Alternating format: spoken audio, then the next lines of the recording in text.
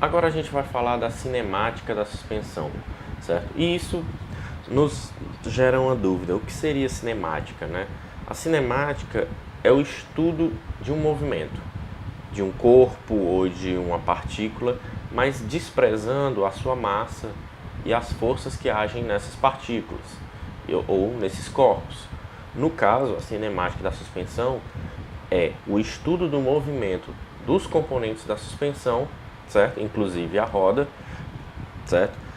Para determinar a posição da roda. Então, analisando o movimento da roda de um automóvel, a gente percebe que ela efetua, assim, teoricamente ela efetua dois movimentos, né? Que é o movimento vertical e um movimento de giro, né? Que é o esterçamento da roda quando acionado no volante. Os movimentos verticais da roda são os movimentos que ela faz para acompanhar as regularidades do solo, para copiar a linearidade da pista. Enquanto que o movimento de giro da roda é o movimento que a roda executa em torno de um eixo. Esse eixo é conhecido como eixo do pino mestre. Entretanto, isso está tudo muito bonito. A roda sobe e desce, gira, mas não é bem assim que as coisas acontecem. Não é bem assim que a suspensão vai funcionar, certo? Por quê? Porque as rodas estão submetidas a cargas. Essas cargas variam de acordo com o peso do veículo, com a velocidade, com a manobra que ele está realizando, certo? Então, o que é que acontece? São geradas forças nas rodas, certo? Essas forças se tornam vibrações, oscilações que a roda acaba realizando. Isso provoca uma mudança no seu posicionamento, certo? O que é que aconteceria? Se eu tivesse articulações rígidas da suspensão, essas articulações quebrariam rapidamente ou se desgastariam muito rápido, certo? Por isso que a gente usa coxins, por isso que se usa buchas, certo? Para o quê? Para absorver essa vibração, certo? Mas aí é que entra um ponto-chave. Eu até já falei disso na parte de coxins, mas aqui eu vou dar uma aprofundada, certo? Quando a roda vibra, ela está alterando sua posição, certo? Então o coxim ele segura, ele nessa de absorver essa vibração, certo? Por ser elástico, ele acaba reduzindo a amplitude dessa vibração, mantendo a roda na posição correta, na posição de alinhamento dela na pista, ou pelo menos variando o mínimo disso, certo? Por outro lado, é possível desenvolver buchas para que, quando submetidas a determinadas cargas, certo? Elas permitam a variação da posição da roda estratégica para que o veículo apresente um comportamento esperado, certo? Isso é muito comum no projeto de suspensão. Então, a roda admite alguns movimentos, certo? Tanto devido às suas oscilações, mas basicamente o movimento vertical e o movimento de giro. Mas esse movimento é garantido pelo quê? Pelas dimensões dos braços de suspensão, das suas articulações, certo? E a partir dessas dimensões, a gente chega em alguns parâmetros muito comuns na manutenção dos automóveis, que a gente chama de geometria de suspensão, mas também são chamados de parâmetros de alinhamento. Esses parâmetros são 4: a cambagem, a inclinação do pino mestre, o caster e a convergência ou divergência. Entretanto, é interessante abordar esses parâmetros de uma forma mais prática. Eu desenhei aqui no quadro um esqueminha onde eu coloquei uma roda no plano cartesiano e fui deduzindo os ângulos de caster, os ângulos de cambagem, e eu vou mostrar aqui para vocês. Esse mesmo desenho também está no link que eu vou deixar na descrição aqui, que é o artigo que suporta esse vídeo. Bom, vamos lá agora entender como é que a gente obtém os parâmetros de suspensão, né? Como é que é feito isso na análise cinemática. Esse desenho pode parecer um pouco complicado, mas eu vou me esforçar para que vocês o entendam, certo? Então vamos começar. Eu tenho o quê? Isso aqui é o plano central da roda, certo? Vamos imaginar que seja o plano central da roda E bem aqui, neste ponto O, ele toca o solo. Então aqui eu vou estabelecer como a minha origem do meu plano cartesiano XYZ, de 3 dimensões, certo?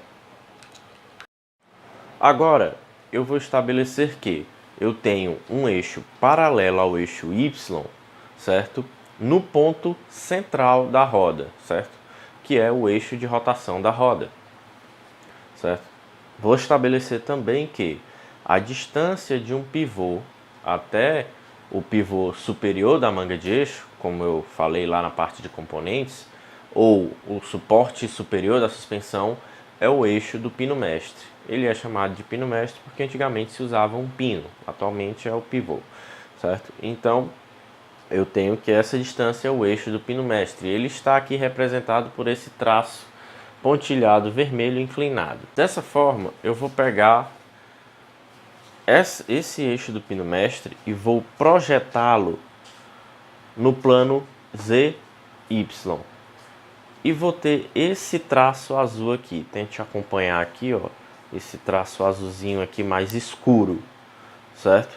Ou seja, isso aqui é a projeção, certo, desse eixo do pino mestre no plano ZY, certo? Agora eu vou voltar para a interseção do eixo do pino mestre com o eixo de rotação da roda e vou descer uma reta, certo, do eixo de rotação até o eixo Y, que está perpendicular, que está paralelo ao eixo de rotação. Então, essa reta vai fazer um ângulo de 90 graus com o eixo Y. Portanto, certo, a projeção aqui do eixo do pino mestre no plano ZY com essa reta forma a inclinação do pino mestre, ou KPI, Kingpin Inclination. Certo, agora vamos voltar aqui para o ponto P, certo? Que é onde o eixo do pino mestre encontra o solo. Vemos aqui que temos o deslocamento do pino mestre. Mas, certo? Vemos também que esse ponto P está a uma determinada distância do eixo Y, certo? Então, o que a gente faz? O que é feito, certo? Traçamos uma reta aqui, paralela ao eixo Y, certo? Só que no plano XY, certo? E agora nós vamos descer uma reta da interseção dos eixos do pino mestre com o eixo de rotação da roda em direção a essa reta que passa pelo ponto P, certo? Então temos aqui um triângulo retângulo, certo?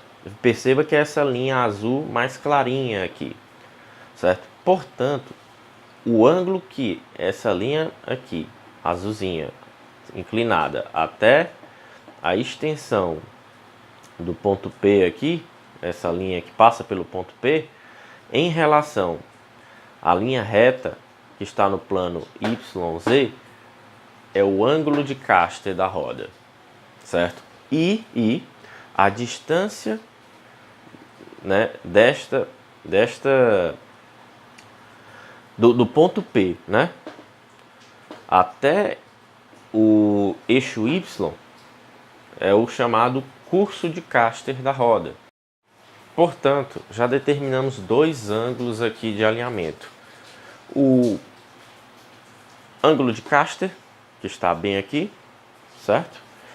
E a inclinação do pino mestre, que está aqui. Agora, vamos para a cambagem. Como é que eu vou fazer para determinar a cambagem? Eu disse que esse aqui é o plano central da roda, certo? Eu vou pegar esse plano central e vou incliná-lo levemente.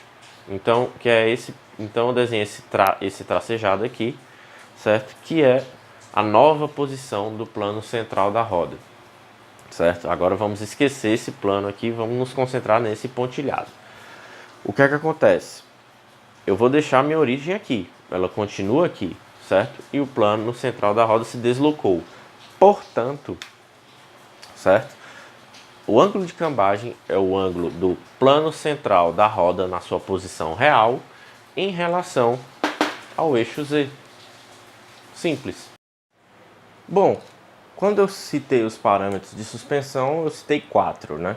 E no desenho anterior, a gente viu 3. Ficou faltando a convergência e a divergência.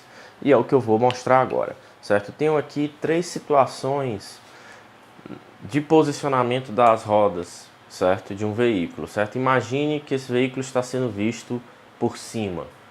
Eu decidi desenhar só a parte dianteira dele. Então a gente está vendo o veículo por cima, certo? Então eu tenho aqui esses quadradinhos, são as rodas, certo? Eu tenho aqui essas linhas vermelhas que representam o eixo de rotação da roda. Então vamos lá, como é que eu determino a convergência e a divergência? Muito simples. Eu vou traçar uma linha, que é a linha de centro da roda, certo? Então vou pegar aqui e vou traçar essa linha. Então, aqui, a da outra roda, certo? E vai chegar um ponto que eu vou estender e elas vão se encontrar. Certo? Primeira situação, a gente já viu onde as linhas se encontram. Certo? Agora eu vou pegar essa segunda situação aqui. Então, vamos tracejar aqui. Beleza? Aqui e aqui. E eu vou fazer a mesma coisa. Só que eu vou estender agora, né?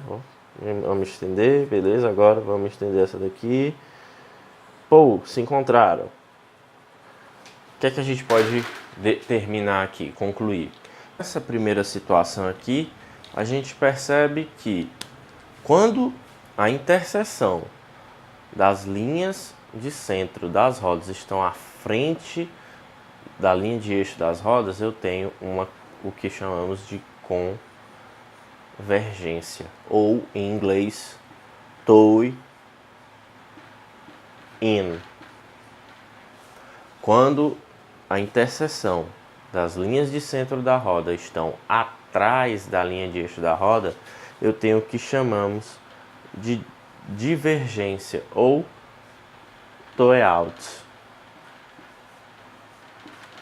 Ou seja, na convergência as rodas, elas estão inclinadas para dentro do veículo, e no caso da divergência elas estão inclinadas para fora. Então é esse, a divergência e a convergência, o quarto e último parâmetro de suspensão.